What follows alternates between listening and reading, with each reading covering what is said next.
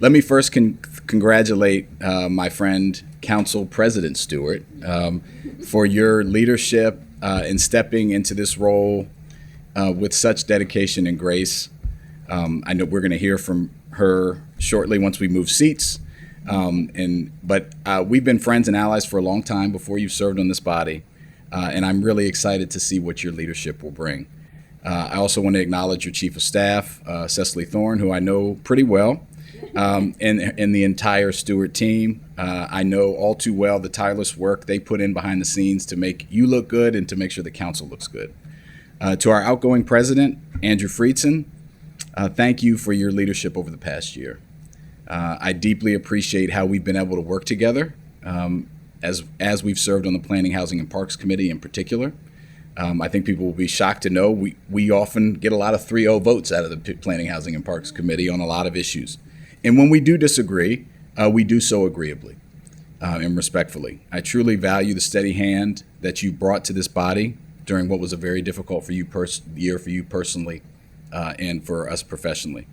I want to express my gratitude to my friends and colleagues on the Education and Culture Committee, Council Members Albernaz and Mink, for nominating me for this role and for their ongoing partnership, and to each of my colleagues for supporting me to serve in this leadership role. I know our work makes a difference on this council and on our committee, and I thank each of you for your support. I want to thank my team who's in the audience, Dave, Marisa, Christina, who's home sick, my former Chief of Staff, Michelle Whitaker, who is here, Michelle Lainez, Sab, our intern, and all those who have worked to help us, Jaime, who's here as well, to make us successful. A very special note to the love of my life, the rock of our family, the much better Jawando, Michelle Jawando, who's here in the audience today.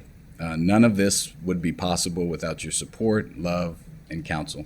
Thank you, honey. It's an incredible honor to have the trust and support of my colleagues in this role, and I know we're going to work collaboratively to get things done on behalf of all of our residents. We're heading into a challenging time for our county, and with the pressures and uncertainties that will certainly test our resolve. I know this body and this leadership team will rise to the occasion, as we've done before. We'll protect the values that make Montgomery County a beacon of inclusivity and progress.